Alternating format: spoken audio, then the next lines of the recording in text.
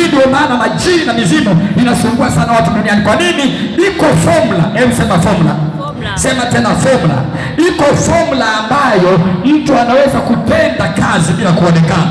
Unaona, unashangaa tu, mtu anakufa, mtu anaanguka bila kujikwaa mahali, amekata roho, mtu amekabwa, amelala chumbani kwake, amenyongwa, damu zinatoka. Nini? Hakuna haonekana aliyemnyonga, kumbe yuko atendaye kazi bila kuonekana. Yupo anayetembea pamoja nawe kushambulia bila kuonekana. Yesu akasema, tazama mimi niko pamoja nanyi hata ukamilifu wa dahari. Lakini ina maana hata hapa Yesu yupo, ila tu haonekani kwa macho, ila yupo anatenda. Ndio maana watu wengi ukiona tukio akisema Yesu, tukio linaishia pale pale ulipomtaja. Kwa nini? Yupo.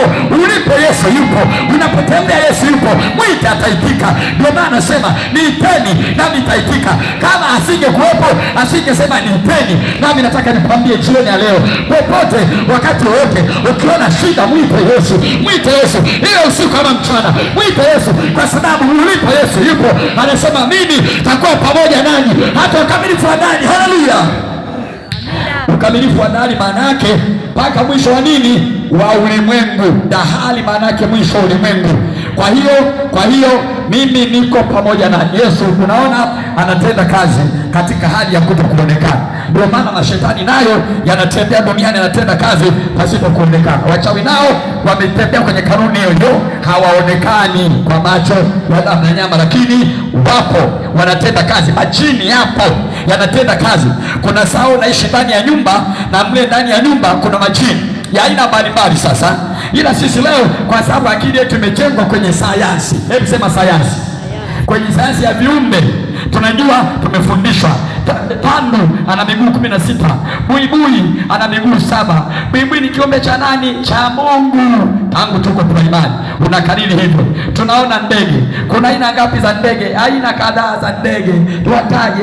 Kuelea, sole, kijeli, aina za ndege hizo, bundi, mimi unataja. Lakini unaona hapo, unashindwa kujua tu namna gani shetani anaweza kutumia viumbe. Ikiwa shetani aliwaingia wanadamu, maandiko yanasema shetani akamuingia Yuda alipotoka tu kwenye uwepo wa Yesu. Shetani akamuingia. Kama shetani anaweza kumuingia mtu, anashindwa kuwaingia ndege, anashindwa kuwaingia wanyama. Lakini kuna kitu kimoja, kwa mfano, katika mashetani kuna aina nyingi za mashetani ambayo yametajwa wazi wazi kwenye Biblia. Aina ya kwanza ya mashetani yenye umbo la nge. Mara nyingi ukiona nyumba yako imejaa nge, lazima ujiulize nge hawa ni wa namna gani? Usikute unaishi na majini ndani, kila siku wanang'ata watu, wanasababisha madhara. Kumbe ndani ya nyumba wametua majini, yamesoma mahali, yakaja yanaishi ndani ya nyumba yako. Unashangaa tu ukilala, nge kwenye neti, nge kitandani, nge kwenye makochi, nge wanang'ata watu, nge wanaumiza watu. Nyumba inajaa hofu, mtu anatembea na hofu ya nge. Kwa nini? Shetani ameamua kukutia hofu. Hii ndio maana Mungu anasema usiogope, kwa sababu ukisoma kwenye kitabu cha Ufunuo anasema ya kwamba, anasema tukaona malaika wa kuzimu, na shimo lipofunuliwa tukaona mashetani wanamikia ya nge. Unaona sasa, kumbe nge ni sema, anamaanisha nini? Mashetani wanaweza kutumia umbo la nge, ukaona ni nge, kumbe ni mashetani kabisa wako ndani ya nyumba. Lakini aina ya pili ya mashetani, sema amina. Anasema nikaona majoka mekundu yarukayo. Shetani ambaye ni joka chekundu arukayo. Unaweza kashangaa ndani ya nyumba nyoka wanaingia, njiani nyoka wanakufuatilia. Unashangaa ndani ya nyumba nyoka wanakugonga, nyoka unashangaa, kwa sababu nyoka wa kawaida naye anaogopa watu. Nyoka wa kawaida anaogopa watu, lakini unashangaa eti nyoka anainua kichwa na kuangalia, eti nyoka anakukimbiza kabisa. Ulimwengu wa leo unashangaa, unamuota nyoka jana, leo unamuona kukutana na nyoka. Unajiuliza mbona sielewi? Wa aina ile unashangaa, kumbe kuna nyingine sio nyoka za kawaida, kwa sababu ulishajengewa tangu darasa la msingi, na siku hizo anajengewa tangu chekechea. Nyoka, snake. Ndio maana Mungu nyumbani mwa Bwana kuna shule za kiroho zinaitwa Sunday school, ili wakati mkuu wa ulimwengu anawafundisha watu kujua nyoka tu kama viumbe vya kawaida. Na hekaluni mwa Bwana pia tunawafundisha watoto wetu kujua shetani alikuwa nyoka. Kwa hiyo anakuwa anajua kabisa kuna nyoka wa kawaida na kuna nyoka si wa kawaida, ili akikutana na si wa kawaida ajue namna ya kutumia jina la Yesu kama silaha ya kumtoa mautini kwa jina la Yesu. sema amen. Sema tena amen. Sema tena amen. Kwa hiyo naona hiyo ni aina ya pili ya umbo la mashetani. Unaweza ukashangaa ndani ya nyumba kuna nyoka mmoja tu anapitaga, anatokea, anakimbilia nje. Unajiuliza nikiwa nataka kumpiga anakimbilia nje. Inapita tena siku, unamwona tena yule yule, unasema mbona ni kama yule aliyekimbilia nje. Hatujawahi kubahatisha kumuua, ni yule yule anazunguka mazingira yale. Kuna ulimwengu wa giza ambao unaweka aina ya jini lilinde mazingira yako, ama lilinde balaa isiondoke pale, ama magonjwa yasiondoke pale, ama maskini usiondoke kwenye familia. Nyinyi mnakuwa tu mnasema eneo letu lina nyoka wengi, kwa sababu shetani ni mwelevu. Kumbuka tangu kwenye agano, kitabu kile cha agano la kale Mwanzo, Biblia inasema alikuwa mwelevu kuliko hayawani wote. Anajua namna ya kuja kwa akili kwenye mazingira yako, anajua namna ya kufunga eneo lako bila kutambua. Anajua hivi, akitokea unaona ni mtu kabisa mletu, utasema hili eneo lina majini, hili eneo lina mashetani, hili eneo lina mizimu. Kwa hiyo tukae kwa staili gani? Anawaambia kaeni kwenye umbo la nyoka, kwa sababu miti ya bustani shetani anaruhusiwa kukaa, maana ni hayawani wa nchi. Vaa umbo la nyoka, chini makati akaa pale na watoto wako wote, mkae mfunge familia hii, mkae mfunge mtaa, mkae mfunge wilaya. Unasikia kijiji hiki kina nyoka wengi, eneo lile pale kunakuwa na mkuu wao ambaye ni joka kubwa ambalo unaambiwa usichezee mtu ule, usichezee kichuguu kile, kuna dude liko pale kubwa, usichezee pale. Wanaonya kwa nini? Pale ndio kuna mtawala wa giza amekaa pale, ana watoto mle, wanatoka mle, wanazaliwa, kumbe ni majini. Ule ndio mlango wao, ile ndio shimo lao, wanatokea mle kuja kufanya vita. Ndio maana usishangae kuna saa nyingine ukianza kuomba kuna mambo yanaanza kutoweka. Unasema tangu nilipoanza maombi, kama napendeza usema amina. Unasema tangu nilipoanza yale maombi, yani wale nyoka wengi wamepotea. Unashangaa wamepotea bwana, siku hizi siwaoni, kumbe walikuwa ni mashetani. Ndio maana saa nyingine ukiomba, angalia mazingira yanayokuzunguka, kuna nini kiko pale. Kuna saa ndani ya nyumba wanajaa popo. Hebu sema popo. Ukisoma Biblia kwenye kitabu cha Ufunuo kinaeleza umeanguka Babeli, umekuwa nini? Umekuwa ngome ya mashetani na ngome ya kila ndege mchafu mwenye kuchukiza. Kama napenda Bwana sema amina. Unaona nini? Mashetani. Kumbe mashetani wanaweza kuvaa sura ya ndege. Unaona kila ndege mchafu. Unaona kumbe ndege safi wako ndege safi na wako ndege wachafu. Kwa mfano ukitaja tu bundi, tukiacha unafiki, ukitaja bundi ni ndege mchafu. Kwa nini? Anatumika na ulimwengu wa giza, anatumika na wachawi. Kama napenda Bwana sema amina. Ndio maana sema huyu ni ndege mchafu. Hebu waza, kwa nini ufalme wa Mungu unafananishwa na tai? Katika kitabu cha Isaya kuna ndege msafi anaitwa tai. Anasema Mungu atakurejeshea nguvu zako kama nini? Kama tai. Utapaisha juu kwa mbawa kama nini? Kama tai. Una nguvu za Mkristo zinafananishwa, nguvu za Roho Mtakatifu zinafananishwa na igo, yani ndege safi anayewakilisha nguvu ya ufalme wa Mungu. Haleluya! Kumbe kuna ndege wachafu wanaowakilisha nguvu ya ufalme wa giza, wakija kwenye mazingira yako, kumbe ni mashetani wamekuja. Wewe unasema tu bundi. Kuna bundi wengine hawatumi na wachawi, unakuta ni mashetani kabisa. Yameambiwa nendeni mkakae kwenye eneo lile, kwenye mtu wa kanisa pale, kwenye mtu wa yule mama, kwenye stima ya umeme pale. Pale ndipo mtakuwa mkilia, maafa yanatokea pale, kuna mambo yanatokea. Kwa hiyo wamekuja tu wanakaa mpaka watu wanazoea. Amekuja tu bundi anakuwa analia tu hii, kumbe ni mashetani kabisa. Walioachilia wanajua ishu, waliyatuma wanajua ishu. Wao wanakuwa wanasema yani jamani, siku hizi mtani kuna mabundi ya kutisha. Kumbe sio mabundi, kumbe ni mashetani majini kabisa, mapepo yameachiliwa. Shimo la kuzimu limefunguka. Ninasema kwa jina la Yesu, kwa jina la Yesu, kila shimo ambalo limefunguka nyumbani kwako, limefunguka kazini kwako, shimo la kuzimu ambalo limefunguka kwenye huduma yako, ninalifunga leo kwa jina la Yesu. Na usiogope kufunga chochote cha kishetani. Kwa nini? Yesu akasema nimepewa mamlaka yote mbinguni na duniani. Lolote mtakaolifunga duniani limefungwa na mbinguni. Usiogope kufunga. Mbona wao wanakufunga wewe? Anasema nimemfunga huyo, hata afanye vipi hawezi kufanikiwa. Na wewe mlokole, kazi yako. Walokole wengi hawajui kutumia maombi ya kufunga watu. Yeye anachojua tu, anajua tu Baba mbinguni nifungue. Baba nakemea wachawi. Kwa nini usiwafunge? Mungu ameruhusu mamlaka ya kufunga. Kama wao wanakufunga kwa kutumia mapepo, kwa kutumia uchawi, na wao wafunge kwa kutumia malaika na nguvu ya Roho Mtakatifu. Haleluya! Wao wana malaika wachafu, sisi tuna malaika wasafi. Biblia inasema kuna malaika wa kuzimu na kuna malaika wa Mungu walio chini ya jeshi la Mikaeli. Hao wote ni malaika wa vita, Shetani na malaika zake na Mikaeli na malaika zake.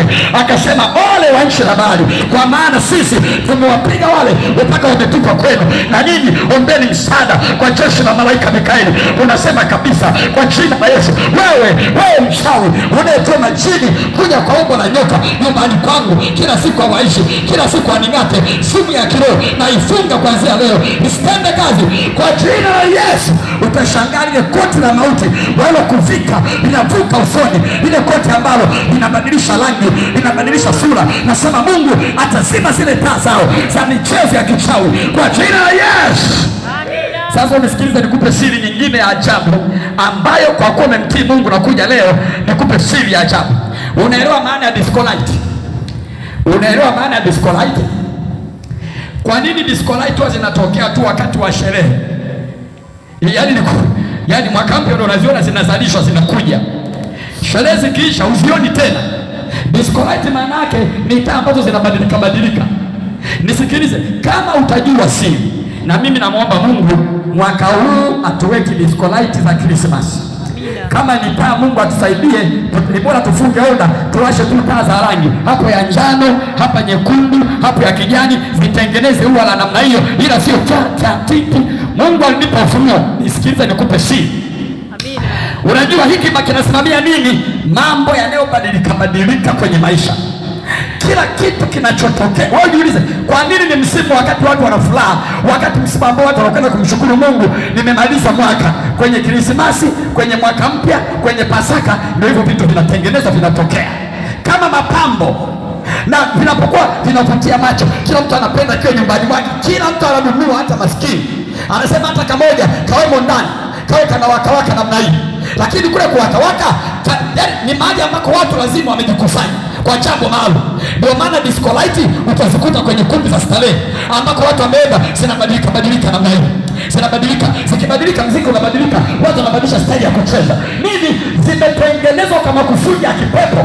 Watu wa Mungu wasipojua siri za shetani, utakuwa na meza. Ndio maana mtu anaanza vizuri, ana malengo, katikati ya njia mambo yanaonekana badilika. Leo biashara inaenda juu, kesho inashuka. Leo inapendeza, kesho inazima kabisa, hajulikani aliko, baada anatokea. Ndio zile disco yetu tunaziona, hapa imewaka, hapa imezima, hapa zimewaka zote, hapa zioni. Yaani mambo ya ajabu. Ninaamuru kwa jina la Yesu, kwa jina la Yesu, mambo yaliyopandwa ya namna hiyo, kwa mfano wa namna hiyo kwenye maisha yako, afya yako haitabadilika tena, uchumi wako hautabadilika tena kwa jina la Yesu. Uzao wako, chochote walichoandaa kuzimu ili kubadilisha mambo, kwa jina la Yesu. Kama nampenda Bwana usema amina. Haya mambo ni spiritual. Ni spiritual. Haya mambo nayaona ni mambo ya ajabu. Ukiona unaambiwa yule malkia wa makahaba alikuwa amevaa vazi nini? Jekundu. Ana vilemba 10. Kila kilemba kina maana yake. Unashangaa nani aliyekuja na wazo la kusema tutengeneze taa ziwe zinabadilika. Na wanapoendelea unaona kabisa kuna vitu ni vya kiroho, spiritual. Kwa mfano, ukiangalia rangi, nataka nikulete kwenye logic. Kuna mtu mchinga haelewi, anakuwa anasema sasa, yani warokole wamezidi, kwa hiyo hata disco light ni mashetani jamani. Hawa wamekuwa vichaa. Nisikilize nikwambie, kwa nini Mungu alitengeneza upinde wenye rangi 7? Kwa nini Mungu alitengeneza upinde wenye rangi 7 wa mvua? Aliutengeneza upinde sio kufurahisha watu. Ukipita leo, yani umekuwa unafurahisha kwa sababu una rangi zote za taa za duniani. Kuna rangi ya njano, ni taa hizi. Katika walizotengeneza disco light wamechukua kwenye upinde wa rangi 7 za mvua ambao Mungu alitengeneza kama covenant. Kwa hiyo kuzimu inampa mtu maarifa, wanatengeneza covenant yao kwa namna ya taa. Wewe unaweka ndani, wewe umeweka ndani agano la kishetani, watu wameweka mpaka mahekaluni, ila kwa sababu hatujui, kwa maana adui kazi yake anapofusha, anatia upofu. Lakini Mungu asiye milele awafungue wenye hekima, wamjuao Bwana, wafunguliwe akili zao. Ndio maana Paulo akasema macho ya mioyo yenu yatiwe nuru kwa jina la Yesu. Utiwe nuru zamani za uovu, utiwe nuru, ujue siri zao, kwa maana Bwana katika Roho Mtakatifu atafunua siri zao, atafunua siri zao kwa jina la Yesu. Kama nampenda Bwana sema amina. Ni rangi gani ya taa? Wewe niambie, ni rangi gani ya taa ambayo haipo kwenye upinde wa mvua? Blue haipo. Blue haipo. Zambarau haipo. Njano haipo. Nyekundu haipo. Lakini Mungu anasema upinde huu utakapokuwa unapita, hizi rangi zikuwa zinapita, hizi rangi 7 ambazo zimetengeneza ile nini rainbow. Hebu sema rainbow. Unaona upinde wa mvua, rainbow ni upinde. Maana yake tunaposema ni upinde, una mishale yake. Kama ni upinde una mishale yake, hauwezi kuita upinde kama hauna mishale. Ina maana Mungu anasema nimeweka ili kabla sijapiga upinde upite, kwamba Mungu kumbuka. Ina maana kuna mtu kwenye ulimwengu au malaika anaagiza piga gharika, akipiga mshale ule ili ukiingia kwenye mawingu maji yanaporomoka, hujawahi kuona. Ndio maana upinde wake Mungu akasema mnyang'anye malaika upinde, umwachie mishale ili wakikosea wapige upinde upite. Nione mbona upinde uko kwenye anga, nikumbuke nilimwambia malaika asipige mpaka nimpe ruhusa. Kwa hiyo upinde amenyang'anywa, umewekwa kwenye anga kwa ajili ya kuzuia watu wasiangamie kwa maji tena. Kama unampenda Bwana sema amina. Shetani ameweka maagano kwenye nyumba zenu kwa kupitia hizi disco lights, kupitia hizi disco lights ambazo watu waelewi. Zile wengine wameweka, kinaunganisha watu. Hizi disco lights zinaunganisha watu, zinaunganisha mawazo. Nataka nikufundishe kwa namna ambayo ni ya ndani ya ajabu sana, kwa sababu ni faida za Roho Mtakatifu, namna anavyotufunulia mambo. Hebu angalia ndani ya nyumba ya mchawi ameweka disco light, anafurahia na mimi nasherehekea sikukuu. Ndani ya mcha Mungu naye anasema siwezi kusherehekea bila disco light, na ananunua anaweka. Mwenye baa kule, yule mwenye danguo na anayeuza madada na nini, na ananunua anaweka. Wakiwa wanakuja wateja wangu, hii inaunganisha watu kila mahali, watu wanafurahia. Tuna mapambo ya aina moja. Unampenda Bwana useme amina. Amina. Kama unampenda Bwana useme amina. Amina. Ilipokuja staili ya kiduku, kila muhuni alinyoa, kwa sababu ndio staili ya nani? Ya wahuni. Sio, naeleweka vizuri? Kwa sababu huwezi ukanywa staili ambayo sio ya nini, ya kwako. Lazima ujue staili inayokwendana na kundi lenu, staili ujipande inayokwendana na nyinyi na jamii yenu, asili yenu. Mwe ni watu wa jamii fulani ambao mnatumia jambo fulani. Kama unampenda Bwana sema amina. Sema tena amina. Na kila kitu kinaleta upendo katikati ya wale watu. Ndio maana ukaona hata mwingine siku ya sikukuu kuna watu wanapatanaga kwa ajili ya hizi taa. Amenunua mwingine saba, anasema mimi ndani mwangu zimetosha. Hata walikuwa salimiani, jamani sasa mimi nipe boka moja, basi nitakupa. Urafiki unaanza tangu siku hiyo. Zinapatanisha kwa sababu ni taa za agano, zina rangi ya upinde, wamechukua kwa Mungu, wameipa jambo, wameunganisha. Wanajua tu huyu akianza mambo yatakana badilika. Na ndio maana hizi taa sasa huwa hazidumu. Hizi taa huwa hazidumu. Ndio maana baada ya sikukuu tu, hata ukizitunza kwenye box, ukija kuziwasha mwakani hazibaki, zimekufa. Nini kimeziua? Nini kimeziua? Jaribu kuimagine nini. Mimi nimefanya research. Tulikuwa hata sisi kabla Roho Mtakatifu hajatufunulia, tukawa tunanuaga hapa mabox na mabox. Mnazitunza vizuri jamani, zije kuwaka mwakani. Haziwaki. Kila mwaka unanunua agano jipya. Ndio maana lazima ukatae kwa jina la Yesu. Hebu sema nakataa. Sema nakataa kila siri na maagano ya kuzimu yaliyoletwa, yaliyoingizwa kwa siri. Kuna mambo yameingizwa duniani kwa siri, hata huwezi kujua, kwa siri. Ndio maana kuna mavazi leo, kwa kadiri watu wanavyomwendea Mungu wanafunuliwa mambo. Unaona shirika lile sio la kimungu, ni la kipepo, ni la kichawi. Wana alama zao, wana picha zao ambazo ukivaa unawakilisha shetani na madhabahu yake, unawakilisha kuzimu na madhabahu yake. Wana nembo zao, alama za maagano, kwamba shetani tuko pamoja na wewe. Ni kama unavyoona sisi kuna alama ya msalaba. Maana yake nini? Yesu tuko pamoja na wewe. Mateso yako tuko pamoja na wewe. Ulivyosulubishwa tuko pamoja na wewe. Ulivyo mbinguni tunakusubiri wewe. Uliyosema tunakubaliana na wewe. Hiyo ndio maana ya alama. Ndio maana Paulo akasema kuanzia sasa mtu asinitabishe, kwa maana ninazibeba chapa za Kristo mwilini mwangu kwa jina la Yesu. Kama nampenda Bwana sema amina. Sema tena amina. Ndio maana na mambo hayo ni ajabu sana. Nimegusa kidogo tu, yako mazito, yako mengi, yako mazito ambayo Mungu akikupa neema, nitakufundisha wakati tunaelekea mwisho wa mwaka, nitakufundisha na Mungu atakubariki sana. Basi ninaendelea hapo, nisikilize tena, ninaendelea hapo.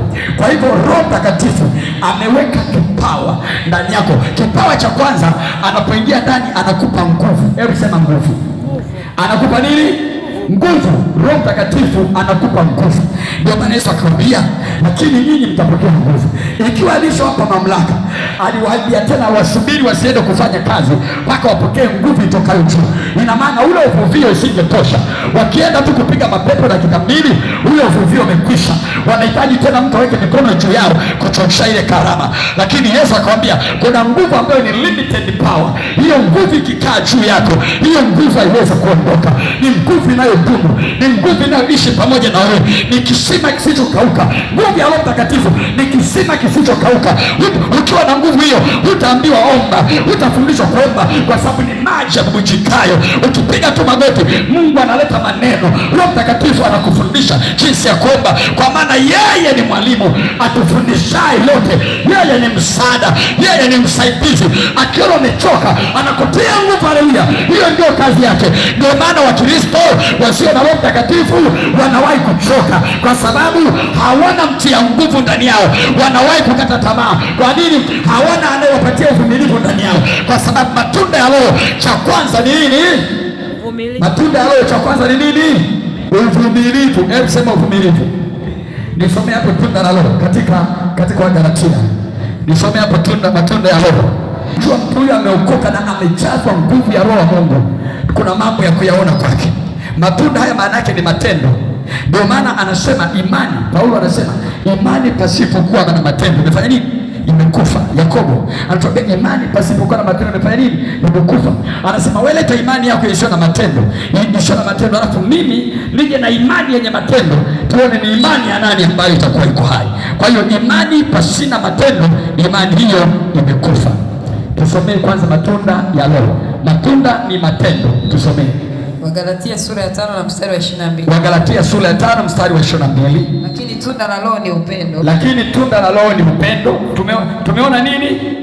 Upendo. Kwa hiyo mtu anapookoka, Mkristo unapookoka, jambo la kwanza ambalo unatakiwa kutawala maisha yako ni nini? Upendo.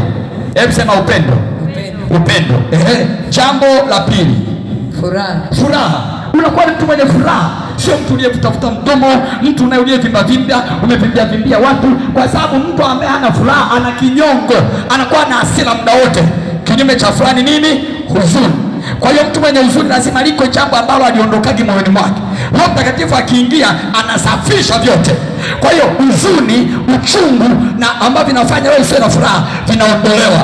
Ndio maana Mungu ametuambia kwamba katika siku hiyo huzuni na kuugua zitaondoka juu yako, na roho ya furaha na sifa na shangwe zitakukalia. Hii ndio maana ya Roho Mtakatifu. Kumbe mtu mwenye huzuni, magonjwa hayaondokaki kwake. Ukitaka kushinda magonjwa na udhaifu aina mbalimbali, kataa kuwa na huzuni. Jitengeneze kwa mtu mwenye nini? Mwenye furaha. Tengeneza moyo wako, utengenezee mawazo mema, utengenezee nia njema, jisemee maneno mazuri. Usijiumize moyo kwa kujiwazia mimi maskini wa Mungu, mimi tu kapuku, mimi mbwa, mimi mbenge, mimi sijui. Usijitengenezee mambo ya namna hiyo. Kama unampenda Bwana sema amina. Sema tena amina. Kwa hiyo mtu wa Mungu anapookoka, jambo la pili, akiwa amejazwa Roho Mtakatifu, tegemea kumwona ni mtu mwenye nini? Mwenye furaha wakati wote, hata kama alipo linalo mfanya afurahi. Utatusomea ukimaliza hapo wa Filipi 4:4 tuone inasemaje kwa habari ya furaha. Twende jambo lingine, tunda lingine, amani. Tunda lingine, amani. Hebu sema amani. Huyu mtu wa Mungu anapookoka anakuwa ni mpenda amani. Hebu sema mpenda amani. Huwezi kuwa tena mtu wa vita. Ndio maana unashangaa walokole wa leo, kuna walokole wengi wanavita na watu. Huyu mtu usimpende kabisa, huyu mtu namchukia, tafurahi kama akifa. Wewe umeitwa katika vita au katika amani? Ndio tuna Wakristo wengi wa aina hiyo, na wachungaji wao, Mungu anasema katika Isaya, wachungaji wao wanawapotosha watu wangu, wakiwatangisha kutoka mlima hata mlima, wasiwaambie mahali pao pa nini, pa kupumzika, kwamba ni kwa Kristo Yesu. Anakufundisha tu kuendelea kuwa na chuki, kuchukia mtumishi mwingine, kuchukia huduma nyingine, kuchukia Mkristo wa kanisa lingine, kwamba hawa sio, hawa hivi. Hapana, anasema tunda la Roho Mtakatifu ni nini? Ni amani. Hebu sema amani, sema amani. Na Mungu anasemaje kwa habari ya amani? Kuna andiko, kila tunda lililoko hapo lina andiko. Anasema tafuteni kwa bidii. Hebu sema kwa bidii. Kuwa na nini? Na amani na watu wote, pamoja na nini? Na huo utakatifu ambao hapana atakayemwona Mungu asipokuwa nao. Kumbe amani na watu inaleta nini? Kuwa mtakatifu. Kwa sababu utagombana nani? Utatukana na nani? Utashtakiana na nani? Kwa sababu wewe ni mtu wa amani. Unatafuta amani kwa bidii, tafuta amani. Lakini Wakristo wengi wa leo hawana amani na watu. Kanisani, ndani ya kanisa kuna watu wanapigana majungu, ni makundi, hawaelewani. Huyu anamsengenya huyu ampendi huyu akimpa mkono anapitisha huku, huyu anamwambia anajipendekeza kwa mchungaji atotaki mambo yake, huyu akubali maneno yetu, akubali maneno ya mzee wa kanisa, huyu hivi. Kuna nini hapo? Mungu anasema watu wake wamejazwa Roho ndani Mtakatifu, wana tunda la amani ndani yao. Kama unataka kwenda mbinguni, lazima umwambie Roho Mtakatifu, weka tunda lako ndani yangu, utamwona Baba siku ya mwisho kwa jina la Yesu. Kama unampenda Yesu sema amen. Sema tena amen. Haleluya, haleluya. Neno la Mungu halina mbadala. Hata kama mimi mchungaji wako nitakudanganya, nikakwambia unajua mwanangu nisikilize mimi, yule mchungaji yule na watu wake hawafai, wale ni watu wabaya sana, na kufundisha chuki badala ya upendo. Kwa sababu unapofundisha watu chuki, uko kinyume na matunda ya Roho Mtakatifu. Hiyo ndio maana ya Biblia. When you preach about what? Halo? Unapofundisha kuhusu chuki, unafundisha mtu kuchukia imani nyingine, haufundishi katika tunda la upendo. Ni upendo huo? Ni amani hiyo? Ni tunda la Roho? Sasa huyu anakwenda wapi? Watu wa aina hii wanakwenda wapi? Na madhabahu yao na kanisa lao na Mungu wao wanakwenda wapi? Kwa sababu Mungu akwenda anasema fundisha amani. Watu wa Mungu wakae katika nini? Katika amani. Anasema ipende amani, uifuatie sana. Katika Mithali, ipende amani, uifuatie sana. Anarudia, anaendelea, anasema itafute kwa bidii. Kama uipate, itafute kwa bidii, kwa uwe na amani na watu wote. Ijapokuwa watabaki maadui, hao pia kuna namna yao ya kudili nao. Wewe onyesha amani, kuna namna Mungu anawapiga wale watu. Wewe tembea kwa amani tu nao, sema nao kwa amani, wasalimie kwa amani. Hata kama wao wanaelekea vita, wewe simama kwenye tunda la nini? Tunda la Roho. Kama nampenda Bwana wetu sema amina. Sema tena amina. Kwa nini leo kuna makanisa na makanisa hawasalimiani, hawaingiliani? Viongozi, baadhi ya viongozi wa dini hawasalimiani, kwa sababu ya mafundisho ya chuki. Unapofundisha watu kutokumwamini mchungaji mwingine kwa hofu tu kwamba wakimwamini watu wangu watahamia kwake, wakimwamini watu watamwamini yeye, alafu mimi naweza nisiaminiwe nikakosa watu. Hapana, hiyo maana yake unawapeleka watu jehanamu. Kama napenda Yesu sema amina. Kwa sababu tumefundishwa tunda la Roho ni amani. Simamia amani, fundisha amani. Mungu wetu wa walokole wa kweli wa haki hawajafundishwa kusimama katika chuki, kwa sababu chuki ni tunda la Shetani, bali upendo ni tunda la nani? Ni tunda la Roho Mtakatifu ambaye ndiye nafsi ya tatu ya Mungu. Kama unanielewa nisikie amen. Endelea. Tunda lingine, uvumilivu. Uvumilivu. Tunda hili lazima liwe ndani ya Mkristo. Kwa nini amesema uvumilivu? Kuna mengi sana hapa katikati, kabla ahadi za Mungu hazijatimia kwenye maisha yako. Baada ya kuokoka, kuna mifumo umeharibu. Baada ya kuokoka, umeharibu mifumo na watu mbalimbali. Ulikuwa na wapenzi wanakuhonga, umeharibu mifumo. Ulikuwa na biashara haramu, umeiacha, umeharibu mifumo. Ulikuwa unapendwa na watu kwa sababu ya ushirikina, umeharibu mifumo. Ulikuwa unapeleka kwa waganga, umeharibu urafiki. Umejitenga na walevi, ulikuwa mkienda kulewa unawakopa hela, wanakuambia wewe acha kwenye familia, twende bwana tutakupa bure pombe. Umeharibu mifumo. Kuna mambo mengi umeharibu. Wengine wamekutenga au kama mlokole, bwana mambo yetu hawezi tena. Kwa hiyo sasa mifumo imeharibika.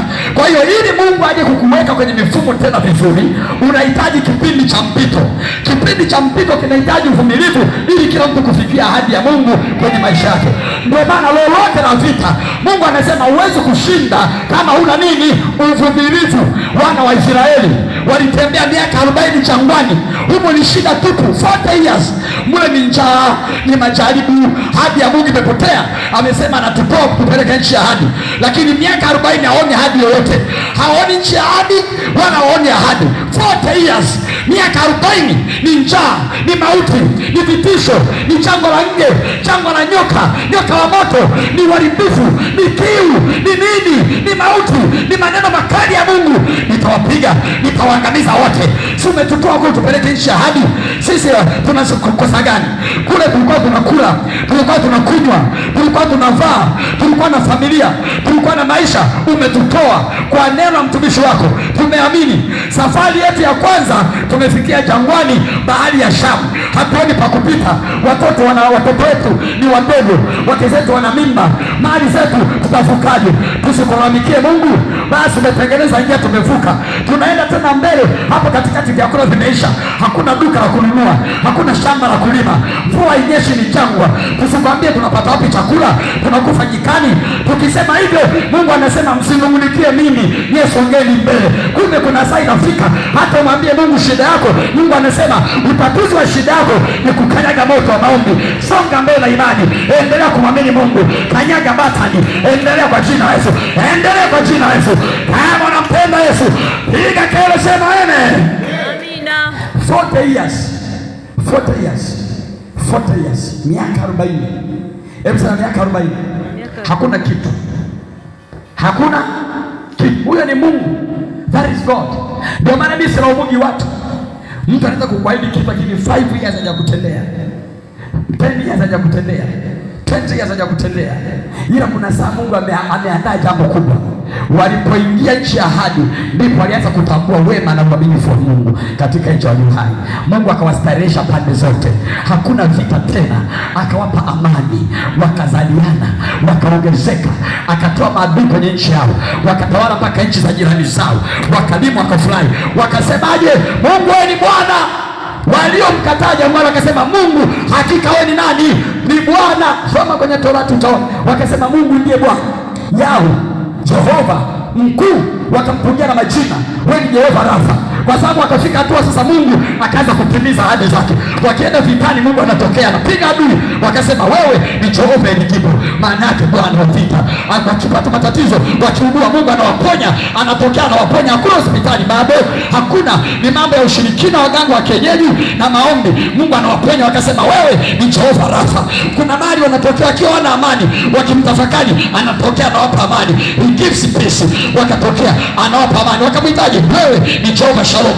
Akaanza kuwajibu zile ahadi ambazo walizikosa kwa miaka mingi. Kuna saa ambayo vumilia tu, ulioahidiwa yatatokea.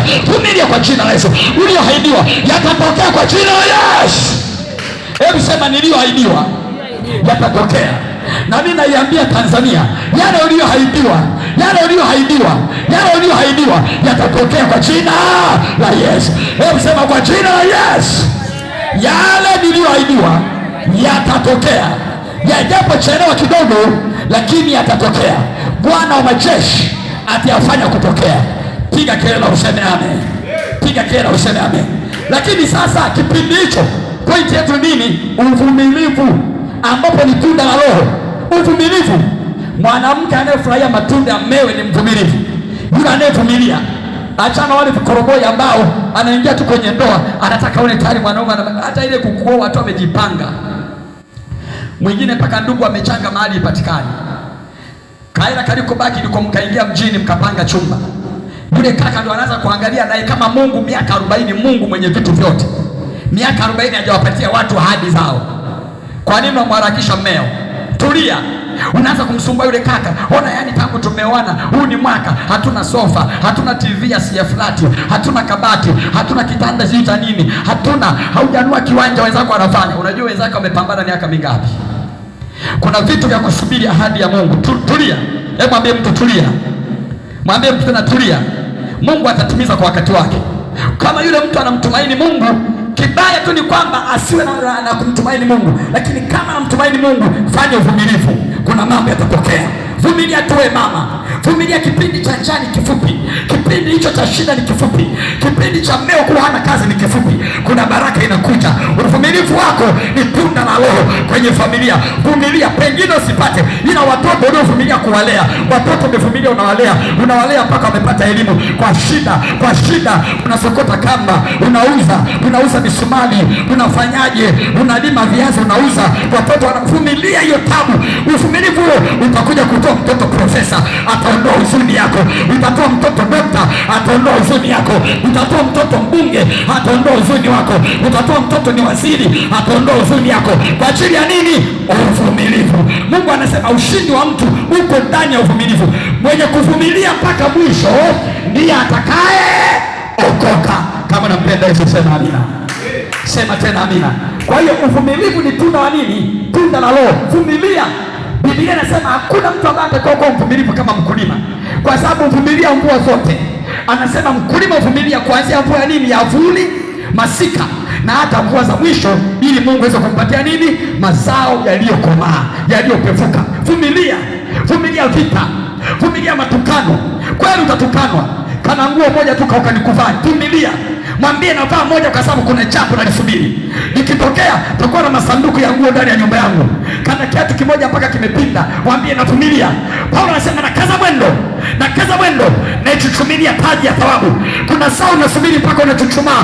Unamwambia Mungu, umechoka kusimama mpaka nachuchumaa, lakini siondoki kwenye nafasi Mungu aliyonipa.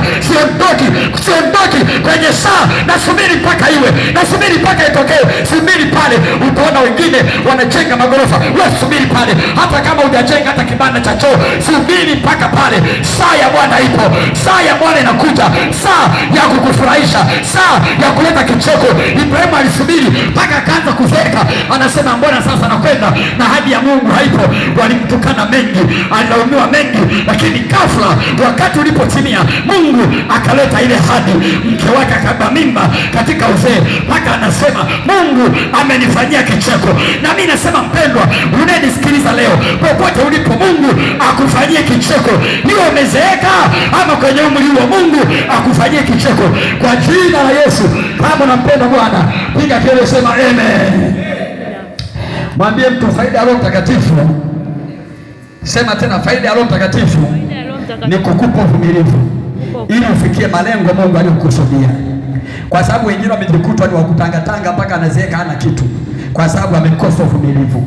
Shetani huwa hawafanyi watu kuvumilia, anawafanya watu kutangatanga, wanakosa pa kushika, wanatapatapa. Mungu haweki roho ya kutapatapa. Ndio maana sisi ndani yetu ukute mlokole wa kweli anatapatapa. Wetu Waswahili wakasema sasa hivi anatapatapa, hana pa kushika. Wakiharibu tawi moja, Mungu anafungua tawi lingine linakusaidia kuning'inia pale mpaka majira yatimie. Na mimi nasema kuna tawi lingine Mungu ameandaa kwa ajili yako, tawi imara, halijashambuliwa na upanga wote, halijainama kukatika. Ning'inia hapo ukimtarajia Bwana. Wokovu wako utatokea kama adhuhuri, ushindi wako utatokea kama mapambazuko ya asubuhi kwa jina la Yesu. Uponyaji wako unakuja kama jua lichomozavyo, na mwangaza wake utafunika dunia kwa jina la Baba na la Mwana na la Roho Mtakatifu. Piga Yesu makofi, haleluya. Shombo kosapa. Endelea. Tunda lingine. Utu wema. Unakuwa mtu mwema kwa watu. Sema utu mwema. Sema utu mwema. Ndio maana mlokole lazima uwe na utu wema. Hii haijalishi unatendewa nini na watu. Utu wema. Utu wema maana yake msaidie mtu. Utu wema maana yake ni ubinadamu, humanity, ubinadamu. Utu wema, usiwe na utu mbaya, utu wa kinyama. Kuwa na utu mwema. Kuna saa mtu amekukosea mpaka unawaza ni mtende vibaya kuliko alivyowahi kuwaza, lakini ule utu wema unakwambia mwanangu samehe, mwanangu acha, mwanangu subiri, mimi Mungu nitafanya, mimi Mungu nipo. Unasema mbona na uwezo wa kufanya, alafu Mungu anasema asubiri, acha, tulia. Silaha zangu za vita nilizokupa sio kwa ajili ya kuangamiza watu. Hatukuita kuangamiza roho, bali kuokoa roho. Tulia mwanangu, tuliza hasira yako, tulia imani mwangu. Niite na nitakuitikia, nitafute maadamu napatikana, nitakufariji moyo.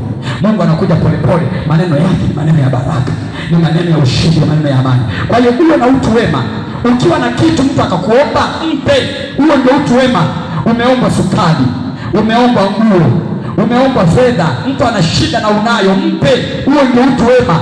Ubinafsi ni ubaya, ubinafsi ni ushetani, kwa sababu hakuna mbinafsi atakayemwona Mungu. Mungu anasema wapeni watu vitu nanyi mtapewa, kwa kiwango cha kumwagika na kushikiliwa na kusukasukwa. Mpe.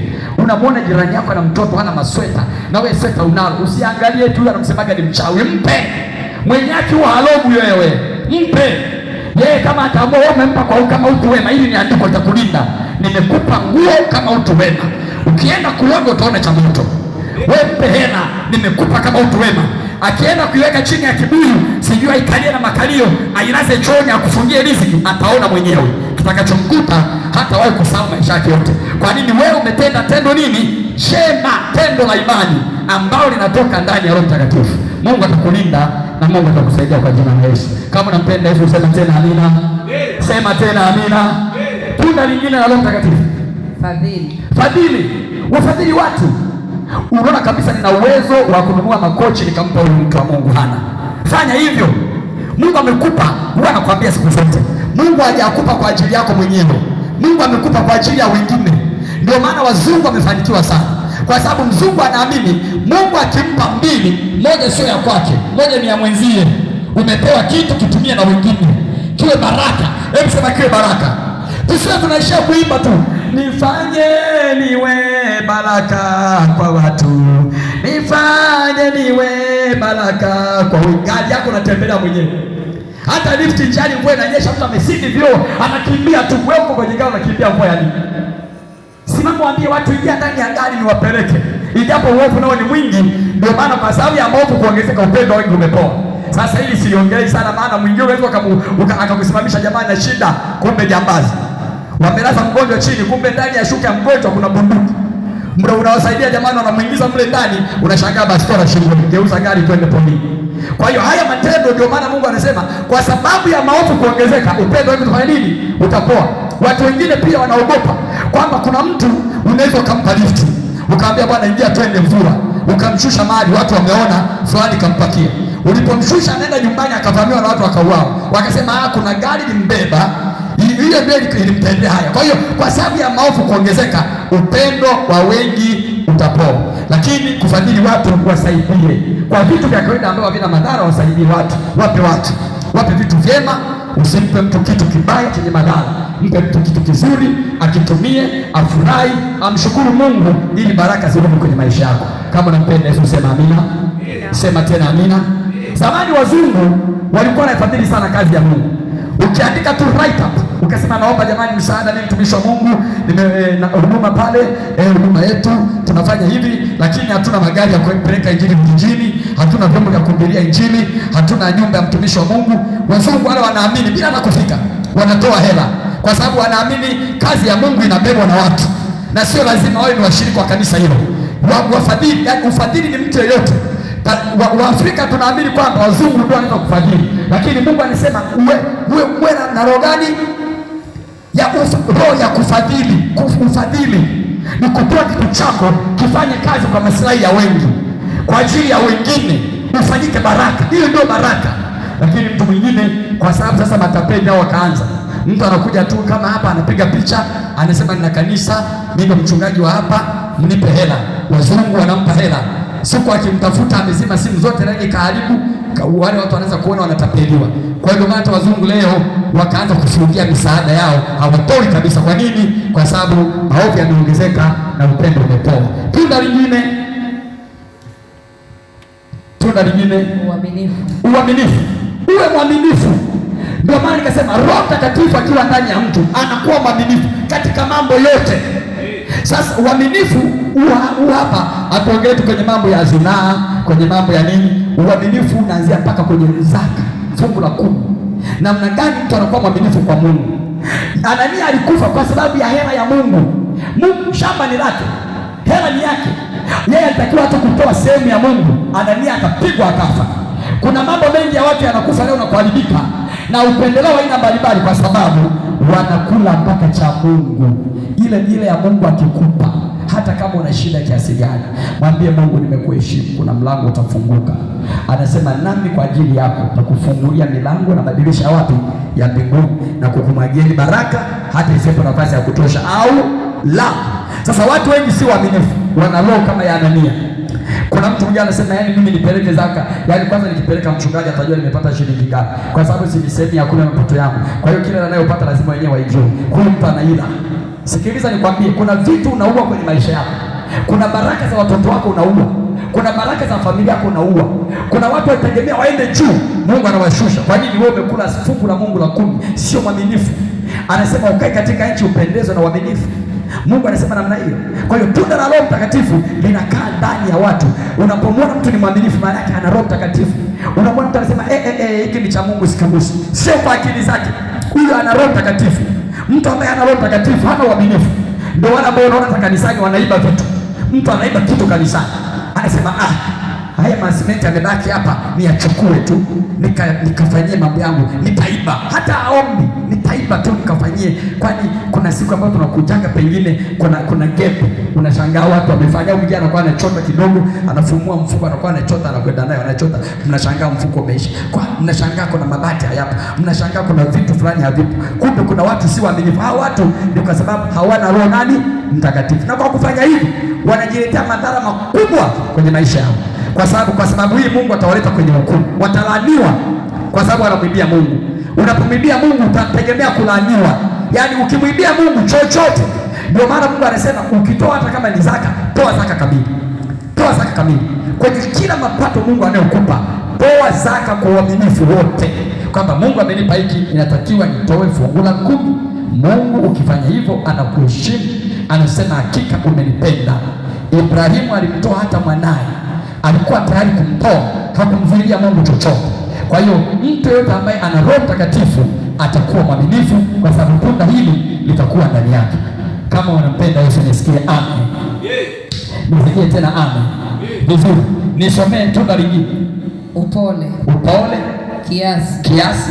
Juu ya mambo kama hayo. Juu ya mambo kama hayo hakuna sheria. Hakuna sheria. Nao walio katika Kristo Yesu. Nao walio katika Kristo Yesu wameusurubisha mwili pamoja na mawazo yake. Wameusurubisha mwili pamoja na mawazo yake. Mabaya. Na tamaa zake. Tukiishi kwa Roho. Tunaenenda kwa Roho. Amen. Amen. Sasa kuna watu leo ni wa Mungu wakali kweli kweli. Mtu wa Mungu ni mpole. Hebu wawaza ngumi zinaanzaje kwenye kanisa ambao wana Roho Mtakatifu? Yaani wanagombana ambao wanafarakana mpaka zinapigwa ngumi, defender inakuja kanisani kuamua ugomvi wa watu wenye roho nani? Mtakatifu. Ni Roho Mtakatifu kweli au Roho Mtakatifu? Kwa sababu Roho Mtakatifu ni wa amani. Mnaanzaje kupigana mpaka serikali ije waamue? Nyinyi watu wa Mungu ambao Mungu amewaagiza kuhubiri nini? Amani. Nyinyi ambao tunda la amani liko kwenu, mnaanzaje kupigana mpaka watu wanabeba vitu, wanapigana vitu kana kwamba ni mambo ya hofu ya kishetani ya kipepo. Hii ni kwa sababu watu sio nini? Sio wapole. Na upole hauwezi kuwa ndani yako kama tabia. Upole chanzo chake ni tunda la nini? La Roho Mtakatifu. Hebu sema tunda la Roho. Tunda la Roho. Upole. Sema upole. Upole umezungumzwa kwenye maandiko, anasema upole wenu na ujulikane na watu wote. Kwa hiyo kila tunda la Roho linaandikwa ambalo Mungu amenitolea kusimamia. Kila mtu unayekwenda mbele yake lazima uende kwa upole. Lakini jambo lingine, uwe na kiasi. Roho Mtakatifu huwafanya watu kuwa na nini? Na kiasi.